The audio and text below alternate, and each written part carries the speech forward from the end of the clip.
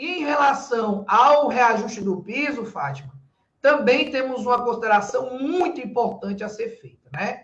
O Ministério da Educação já soltou aí uma nota que está rolando aí pelas redes sociais de que a lei do piso não se aplica mais, porque ela faz menção à lei 11.494, que é a lei antiga do Fundeb, e eles dizem que como a lei antiga do Fundeb foi revogada, a lei do piso já não se aplicaria mais, e aí o Ministério da Educação está estudando como é que vai ser o reajuste dos professores desse ano de 2022.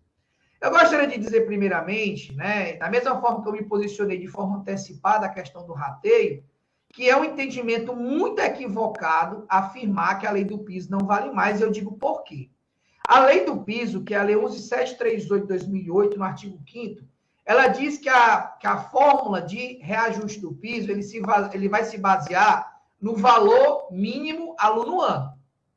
E aí ele faz menção à lei 11.494, que era a lei que, na época, regulamentava o valor mínimo aluno-ano. A lei do piso, ela criou o piso, né? E ela não tem nada a ver, ela tá separada da lei do Fundeb. Porque a lei do Fundeb, ela regulamenta o Fundeb. A lei do piso, ela diz o seguinte, que haverá um piso mínimo para os profissionais do magistério.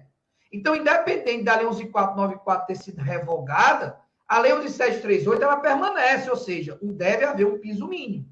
E quando ela fala em valor mínimo aluno-ano, a gente tem que entender o seguinte, essa lei ela só deixaria de ter aplicabilidade se esse valor aluno mínimo não fosse regulamentado ou ele fosse revogado. Só que a lei nova, Fátima, que veio substituir a lei 11.494, ela está regulamentando o valor mínimo aluno-ano. Ela não deixou de regulamentar.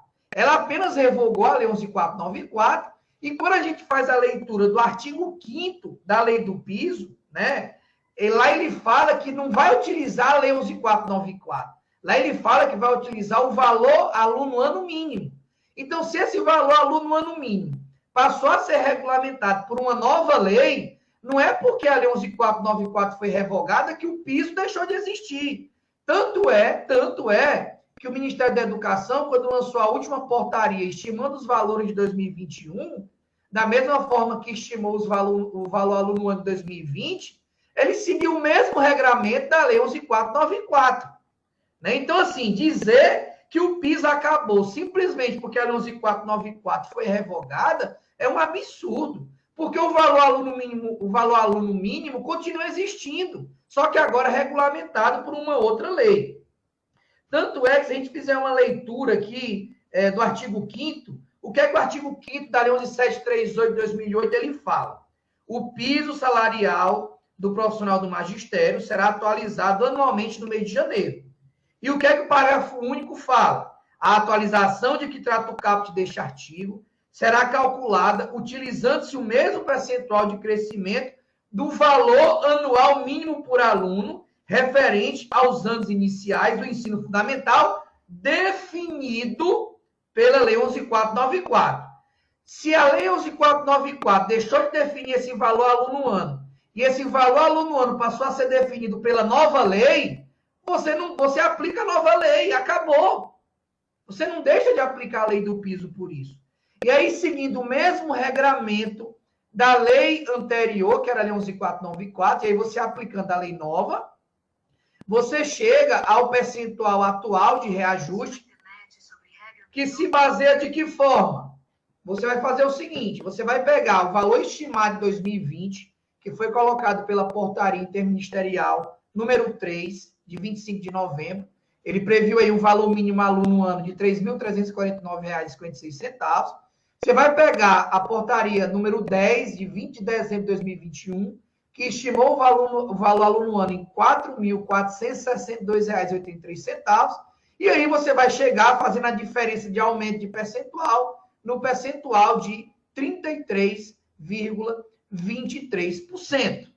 E isso permanece mesmo com a revogação da Lei 11.494, porque o valor aluno mínimo ano não deixou de ser regulamentado e passou a ser definido pela lei do Fundeb, que foi essa lei de 2020. E a gente também defende que, como não teve reajuste no passado, que se pegue o índice inflacionário do IPCA de 2020, certo? Se some esse índice ao índice de 33,23, até porque, se você aplicar só os 33,23, o pessoal vai estar perdendo essa inflação que não foi aplicada no ano passado. E aí, se você somar o IPCA de 2020, que foi de 4,52, com os 33,23, você chega ao percentual aí de 37,75%, que tem que ser o percentual pedido esse ano, para que seja recuperada as percas inflacionárias do ano passado, mais o reajuste do piso desse ano de 33,23%. Então, se estão começando da mesma maneira que começaram com essa historinha de que era para botar todo mundo, e dar efeito retroativo, inclusive tinha município aí que se colocasse ia ficar sem rateio para ninguém, porque ia passar de 70%. Estão começando a mesma historinha em relação ao piso, mas eu já antecipo. É uma interpretação forçada, é uma interpretação equivocada, a lei do piso não foi revogada, o valor aluno continua sendo definido por uma lei nova, e em nenhum momento a lei do piso vincula o reajuste à existência da lei 11.494. Pelo contrário, ele diz que o reajuste vai se basear no valor aluno no ano, que na época era definido pela lei 11.494 e que agora passou a ser definido por uma lei nova. Mas o fato da lei 11.494 ter sido revogada, em nenhum momento afastou ou revogou a lei do piso, que é a lei 11.738.